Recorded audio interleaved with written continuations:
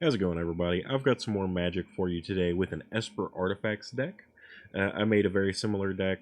This is just a modified version of it during the Final Fantasy release because there were a few additions in that set that made this interesting, such as Noctis Prince of Lucis, which I'm still keeping that direction going with this deck. I've just tweaked it some with some of these new and I would say improved Edge of Eternities cards. So to start off, the mana base I think is much better with inclusions such as Godless Shrine and Watery Grave. Obviously, we had the Surveil lands before, but you can actually get going a lot quicker with these cards in this set, being whereas you can choose to have these enter untapped by paying life, which is really helpful. We also got the Emissary Escort, which I'm only running as a 2 of. It is still more often than not only going to be like a 3-4 creature or something along those lines, because the highest mana value in the entire deck for an artifact is going to be the Oil Deep Gearhulk, and I'm only playing it as a 1 of. The bulk of the deck is 3-drop artifacts, so it's more than anything going to be a 3-4, which isn't fantastic. It's good, especially for a 2-drop, but we don't want it most of the time. It doesn't trigger our Simulacrum Synthesizer, things like that, so I've got it as a 2 of, but I am running 4 of this Cryogen Relic, which is fantastic. When it enters, you draw a card, and when it leaves, you draw a card.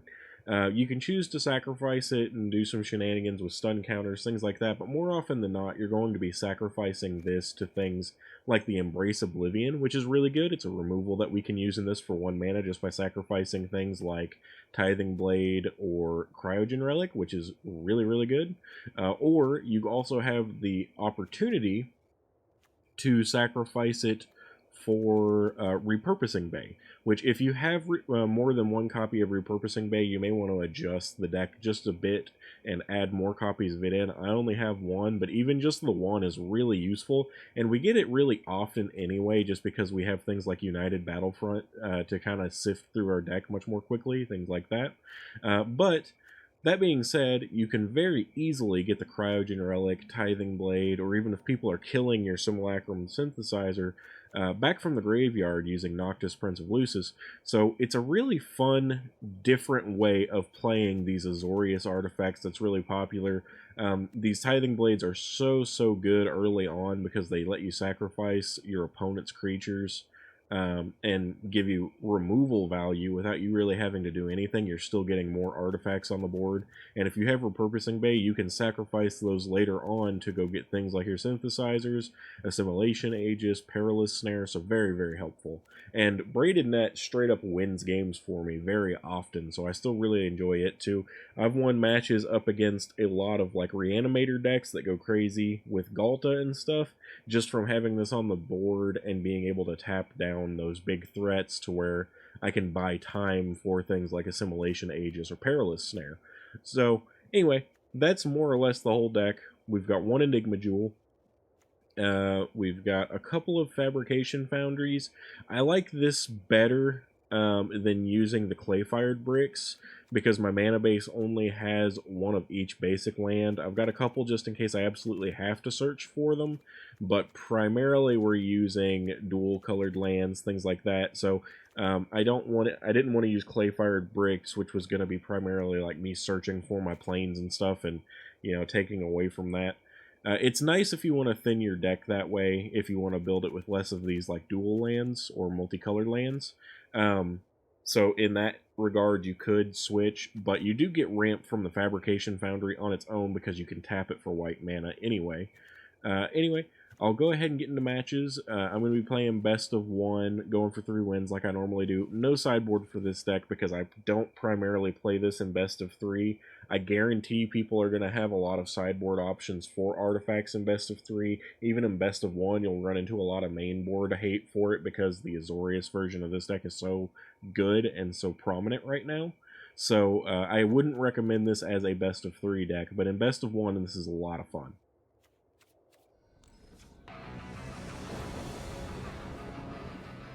Alright, our opponent gets to go first, which is pretty meh, but we've got good land here in hand and lots of options, so I'll go ahead and keep.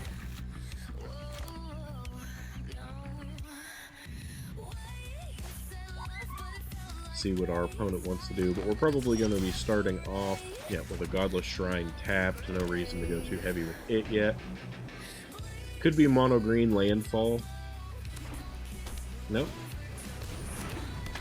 So this is probably some kind of like Bant Bird deck or something along those lines, if I had to guess then. I'm going to go ahead, I think, and go with a blocker first.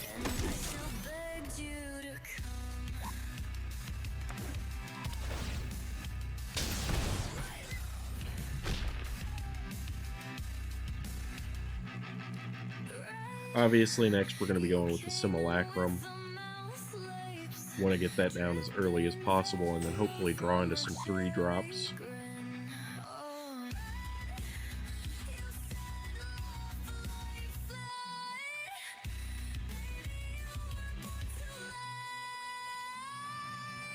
Hopefully our opponent decides to do something soon. Okay, so they're actually a mount deck, a saddle type deck. I haven't seen that in a long time. Yeah, we do not want that land. That can get out of here. So much land on top, that's crazy.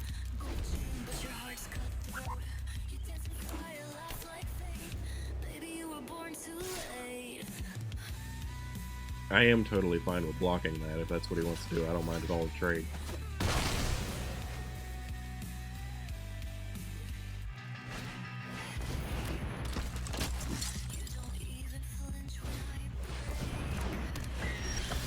Okay, we did get another synthesizer, which isn't bad. Tap that, entering. Since we only need 3 mana this turn, get ourselves a creature. Both of these are actually pretty good, but how about we just do like this for now, I think. That way we can use the Cryogen Relic that we already have, use this to get rid of their flyer, and maybe still draw something useful after that.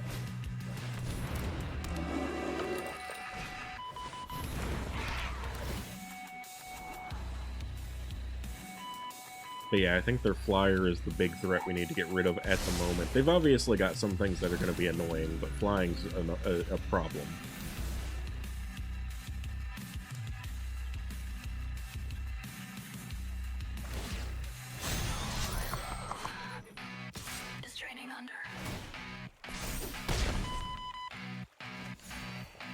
Okay, now it'll be our turn.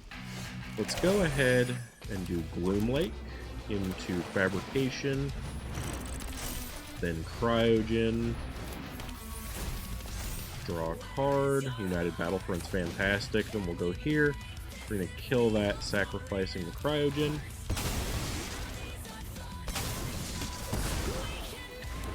Got more land, which kind of sucks, but I think that did what we needed to do for the moment anyway.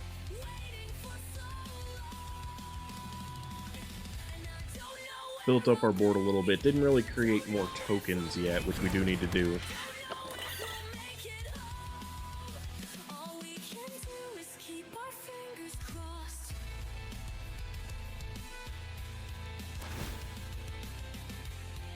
Tumbling with the Tumblewag, or okay, I see what he did.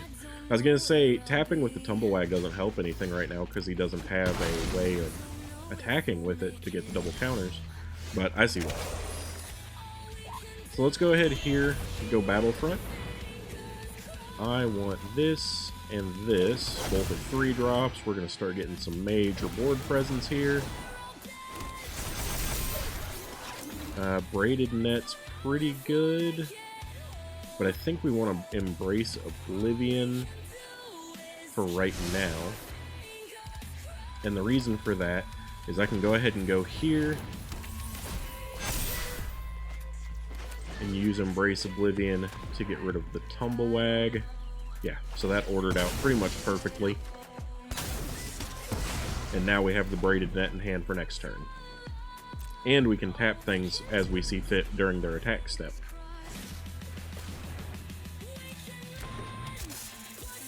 That's going to be a great thing to tap down there. Anyway, game 1 win. Really not a bad match. We got to see our opponent do some stuff and had to make some pretty critical decisions. but we got a really good board presence down and played around with what I would say is one of the best combinations that we get from this set, which is Cryogen Relic with Embrace Oblivion. It's a really, really good removal that you can use in this. I only even have it as a 2-of in the deck, and got both of them, but it worked out so perfectly with the combination of Cryogen Relic, and our opponent just couldn't get through our board presence. Obviously, we were going to have Braided Net next. We could keep tapping down this Ankle Biter, attacking in. He'd have to block with all of his creatures, so he saw the writing on the wall there. But let's go ahead and see if we can get a good game, too.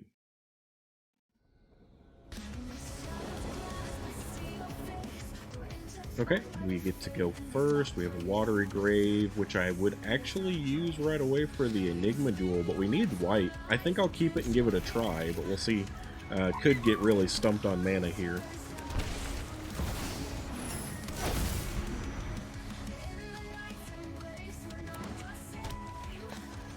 Cryogen would be pretty nice, because then we'd get the opportunity to draw some extra cards. I'm gonna go ahead and discard the Gearhulk, because we really need land now. So that was actually really helpful. Even just one, it guaranteed that I got a land off the top right now. And it's a usable land that I can do this and get rid of. Actually, let's go with Aegis, because it can hit only creatures. The Perilous Snare could hit something else if we had any need to.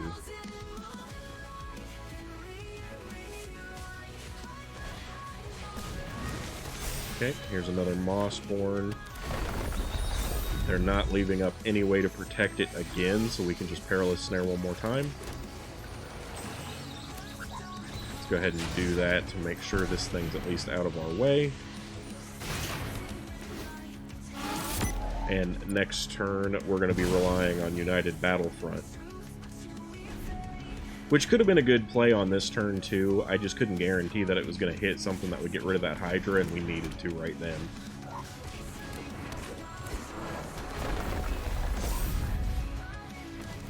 Okay, they're going wide with a bunch of elves now. Their board presence is pretty non-existent after all that, which is great.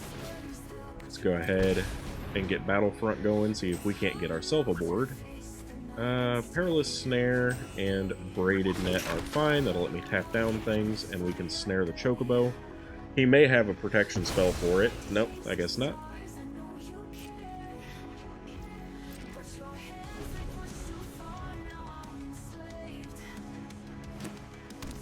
Still don't quite have the board presence that we would want to. I'm fine with taking 3 from a couple of Llanowar Elves. No big deal there. My turn. Did get a land, which is fine. Let's go for another Battlefront play. Hopefully get something good going.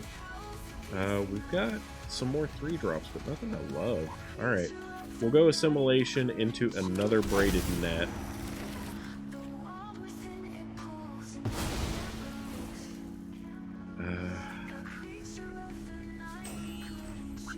And then I'm tempted to use my Enigma Jewel. Okay, the opponent went ahead and gave up. I was considering using my Enigma Jewel to go ahead and get rid of the Llanowar Elf to make it to where they only had 1 left, but it seemed a little excessive to me. I was going to be able to tap down both of them at their start, so I could put a stop like right here and tap down both of their Llanowar Elves so they couldn't do anything with them, even using them for mana. That was probably what I was going to do instead of going for the Embrace Oblivion, save that for a more prominent threat. But those United Battlefronts were kind of whiffs, honestly. I wasn't hitting any of my Simulacrum synthesizers, but we still stalled out the opponent perfectly. Ended up with 2 of our Assimilation Aegis and 2 of our Perilous Snares, which really was shutting them down. So pretty good game 2 against a very strong deck. I'm surprised they didn't have any protection in hand for those Mossborn Hydras. If they had just left up something to defend them, which they probably couldn't because they didn't try and defend anything when they did have the mana up, then it would have made a huge difference. But anyway, let's go ahead and go for a game 3.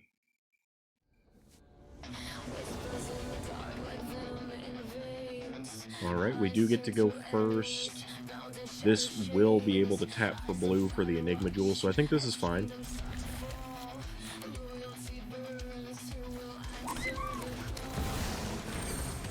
that being able to tap for blue either way is actually pretty nice.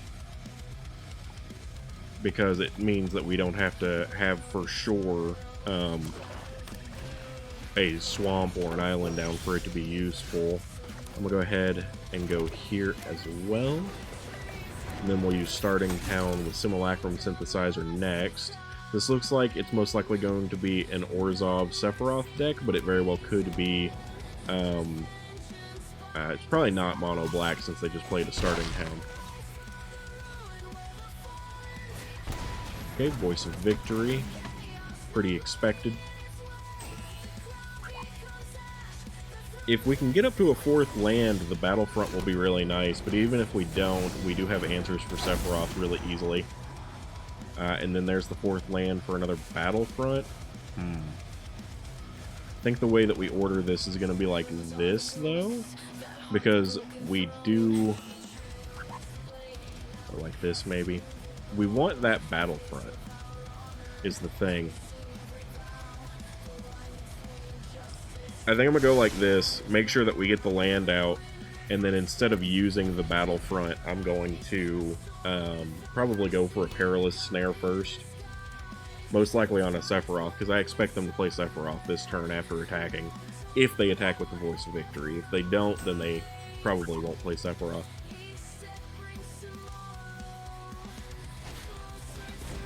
Okay, Umbral Colors Zealot, so they're definitely not playing Sephiroth. Probably won't be attacking with the Voice of Victory then. In which case, I think the Zealot's probably what we want to hit with Perilous Snare. Because they'll be able to sacrifice anything else that they want.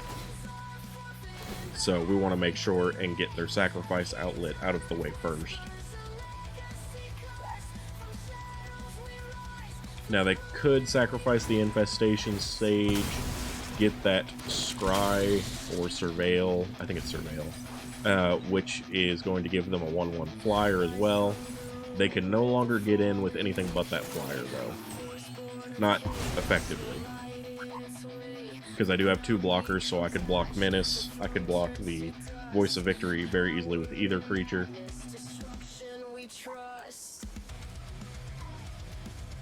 And we will have 2 United Battlefronts in hand on my next draw. Oh, sorry about that, just hit the microphone. But yeah, 2 United Battlefronts in hand, meaning that we'll have the opportunity to kind of get some good options here. Wouldn't mind exiling that Vengeful Blood Witch. They're obviously trying to set up for a Raise the Past, which Sephiroth won't come back from Raise the Past. So these are perfect. Got good creatures now, and we can get the Blood Witch out of here. I don't want either of these. And I think I'm free to attack in. Let's just attack in with the 10/10 for now. Making sure to exile the Blood Witch was important, because if he does use Raise the Past, he's not getting it back. Just like he won't get back the Sephiroth. There's the Raise the Past. So he did get back a lot of value, but nothing that's going to gain him or lose him life based on their death. He does have plenty of chump blockers now, though. Attacks in for 1. Let's get another United Battlefront going. Only a Braided Net. That kind of hurts.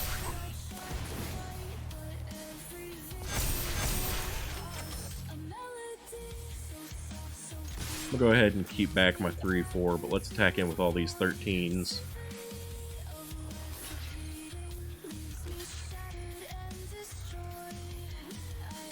Still, there you go, yep. So the opponent very well could have another Raise the Past, which would be slightly problematic, but otherwise it's really not that bad. I think I'm going to put a stop on their upkeep so that I can...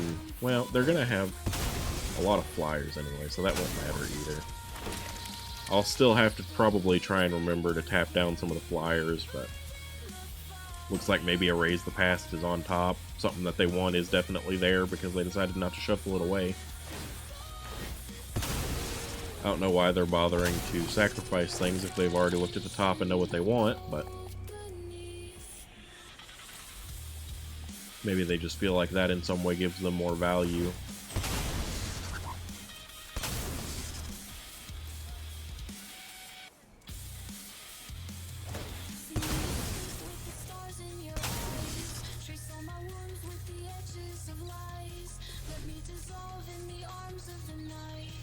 Now, I would be surprised if they attack in on this next turn with all of their flyers, just because I have so many things that are going to become very annoying for them to deal with. They could go with another Raise the Pass, but I really don't think it's going to be a significant problem. There's a Sephiroth, which we will get rid of, absolutely.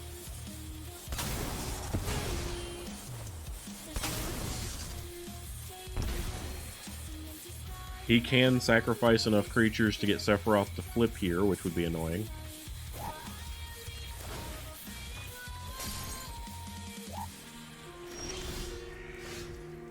So first off, we're going with Assimilation Aegis.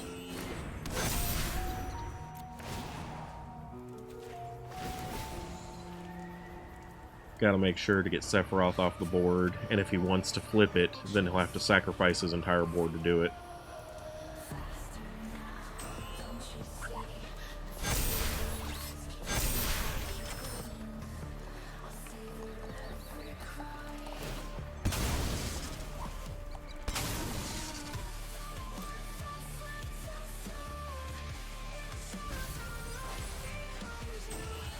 Okay, now we're going to go ahead and tap down this other Zealot.